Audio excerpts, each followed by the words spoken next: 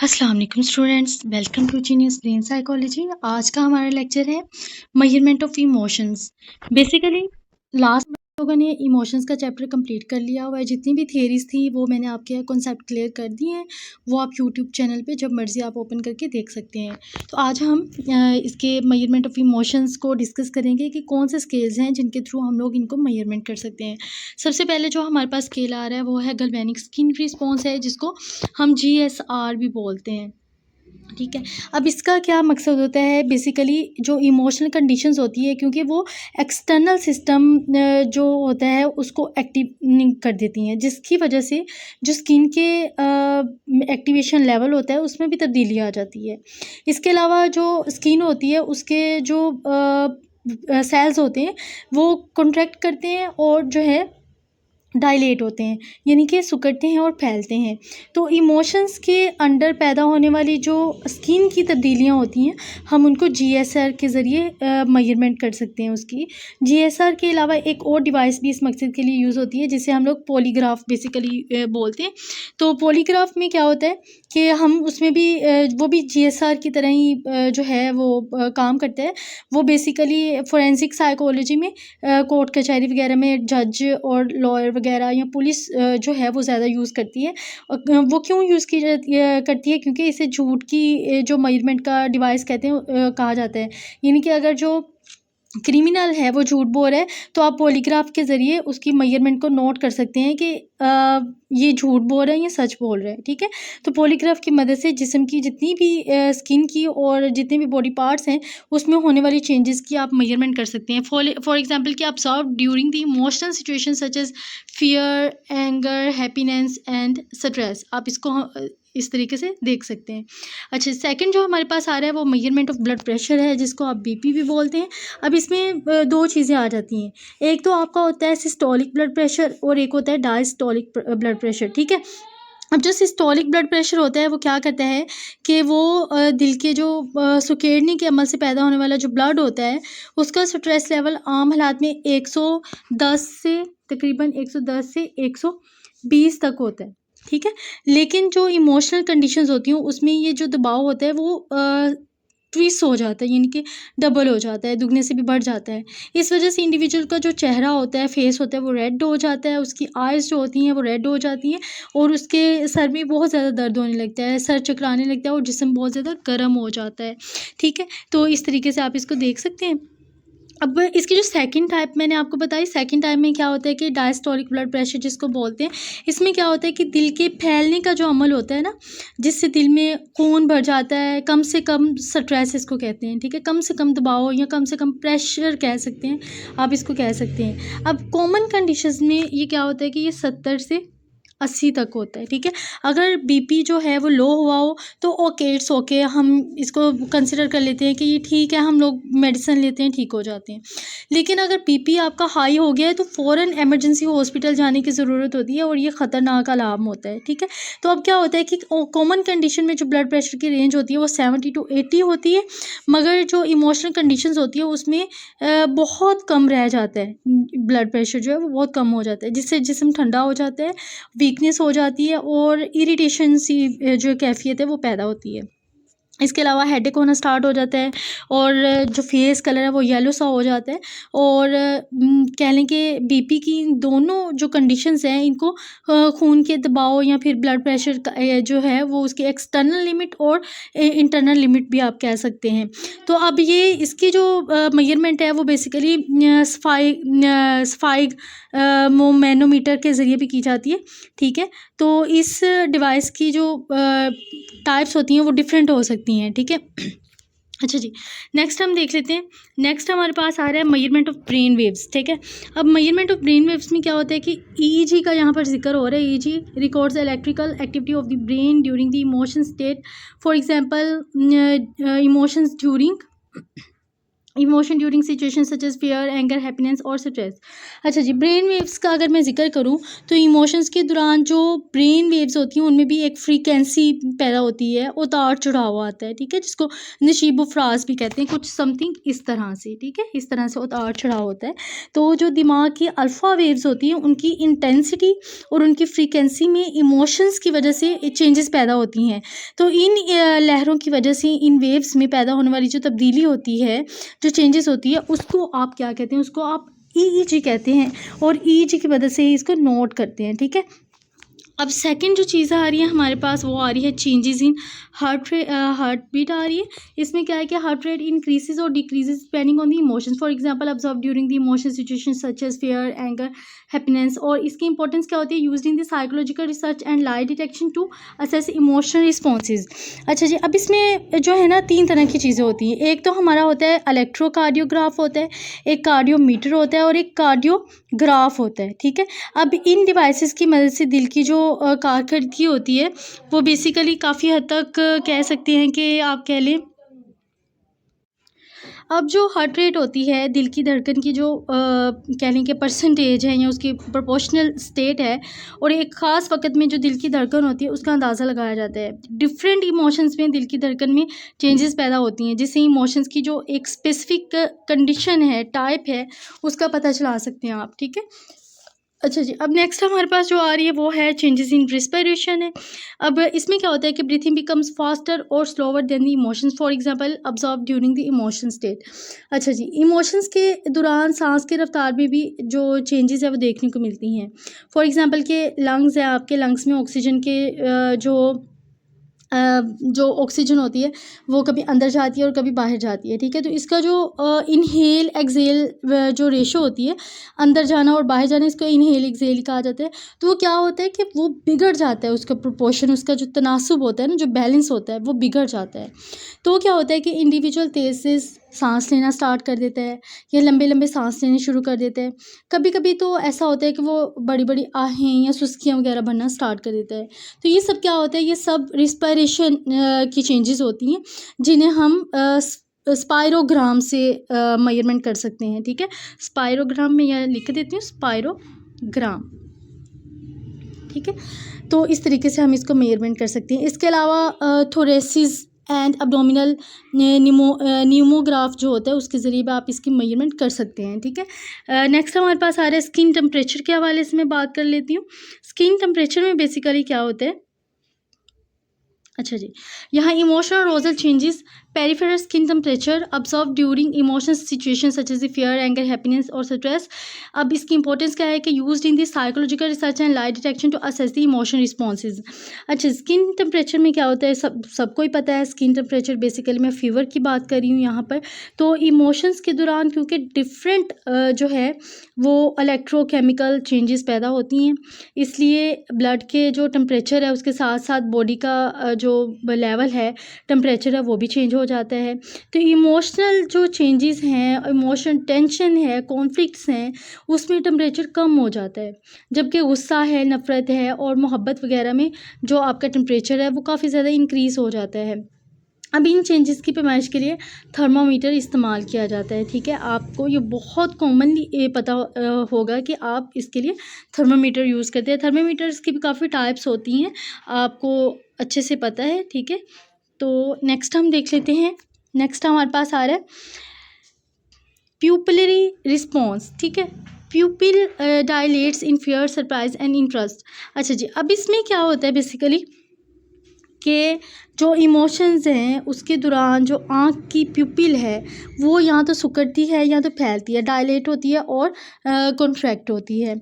अब जो आपका पेरिफेरल नर्वस सिस्टम है उसकी वजह से जो इमोशंस हैं, ठीक है, सिंपैथेटिक नर्वस सिस्टम और पैरासिम्पैथेटिक नर्वस सिस्टम आपको अच्छे से याद होगा।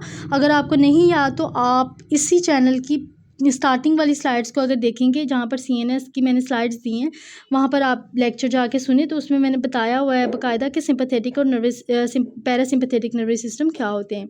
तो अच्छा जी, अब उस दौरान क्या होते हैं, पेरिफेरल नर्वस सिस्टम की वजह से आँख की जो प्यूपिल है वो फैल जाती है, जबकि जो आप कह सकते हैं कि एक तो सिंपैथेटिक नर्वस सिस्टम है, एक पैरासिम्पैथेटिक नर्वस सिस्टम है। तो जब आप पैरासिम्पैथेटिक नर्वस सिस्टम की बात करते हैं तो उसमें जो आपकी प्यूपिल होती है वो सिकुड़ जाती है, कॉन्ट्रैक्ट हो जाती है। तो प्यूपिल के साइज़ के सिकुड़ने और फैलने की जो मेजरमेंट है वो प्यूपिलोमीटर के ज़रिए की जाती है, ठीक है, प्यूपिलोमीटर के ज़रिए। नेक्स्ट हमारे पास आ रहा है जी सैलिवरी सिक्रीशन आ रहा है।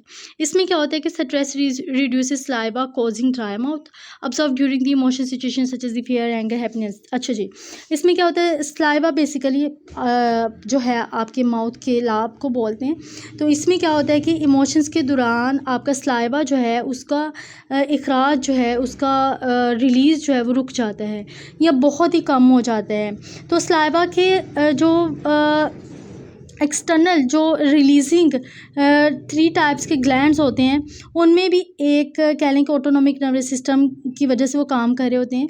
तो सिंपैथेटिक और पैरासिम्पैथेटिक के जो सिस्टम्स होते हैं वो अलग अलग तरह के जो सलाइवा है वो रिलीज़ करते हैं। जो हो गया आप कह लें कि सिंपैथेटिक नर्वस सिस्टम है वो बहुत ही पतली सी सलाइवा जो है वो रिलीज़ करेगा, जबकि पैरासिम्पैथेटिक नर्वस सिस्टम है उसकी वजह से जो सलाइवा है वो मोटी हो जाएगी और सख्त हो जाएगी, ठीक है। अब इमोशंस के दौरान दोनों निज़ाम जो है पैरासिम्पैथेटिक और सिंपैथेटिक दोनों ही अफेक्ट होते हैं, इसलिए जो उसका रिलीज़ है वो रुक जाता है या फिर बहुत ज़्यादा कम हो जाता है। तो मुंह के खुश्क होने या फिर उसके वेट होने से ही जो आपका सलाइवा है उसके रिलीजिंग का पता चल जाता है, ठीक है। इस तरीके से इसको आप मेजरमेंट कर सकते हैं कि उसके ऊपर इमोशंस किस हद तक तारी हुआ है। यानी कि आप देखें अगर ऑटोमेटिकली वो स्ट्रेसफुल कंडीशन में इंसान गया है तो उसका जो सलाइवा होगा वो ड्राई होना स्टार्ट हो जाएगा या बहुत कम हो जाएगा, ठीक है।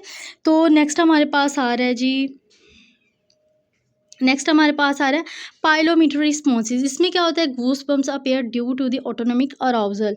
कभी कभी इमोशनल कंडीशंस में रोंगटे भी खड़े हो जाते हैं, कह लें कि फियर हो गया, गुस्सा हो गया, एंगर हो गया। उसकी कंडीशन में जब बालों की तह में पाए जाने वाले बारीक किस्म के अज़लात जो होते हैं वो खड़े हो जाते हैं और कुछ देर तक खड़े ही रहते हैं, तो इसके नतीजे में क्या होता है, इसके नतीजे में आपके बाल भी खड़े हो जाते हैं। रोंगटों की जो मेजरमेंट है वो पाइलोमीटर से हम लोग नोट कर सकते हैं। अच्छा जी, नेक्स्ट हमारे पास जो आ रहा है वो है कलर चेंजेस के बारे में है। कलर चेंजेस में क्या होता है कि फेस बिकम्स रेड और pale due to the blood flow changes. अब इमोशंस में समटाइम्स ऐसा होता है कि जो चेहरे का रंग होता है वो सुर्ख हो जाता है, रेड हो जाता है, लेकिन कभी येलो भी हो जाता है, कभी पेल सा हो जाता है और कभी बहुत ज़्यादा वाइट भी पड़ जाता है। जिससे फॉर एग्जांपल कि इसकी वजह आप कह सकते हैं कि फियर हो सकते हैं, एंगर भी हो सकते हैं, कोई भी ऐसा गम हो सकता है जिसको आप कंट्रोल नहीं कर पा रहे, ठीक है। और ये जो होता है ना ये वक्ती तौर पर होता है चेंजेस, जिसको आप डेमोग्राफ के ज़रिए जो है वो फाइंड कर सकते हैं, मेजरमेंट कर सकते हैं। और इस डिवाइस को जो इंडिविजुअल है उसके बाजू पर लगाकर उसकी जो कलर है उसकी कलर की चेंजेस की इंटेंसिटी और उसका ड्यूरेशन आप फाइंड कर सकते हैं, ठीक है, मेजर कर सकते हैं। अच्छा जी, नेक्स्ट आप हमारे पास आ रहा है स्वेटिंग।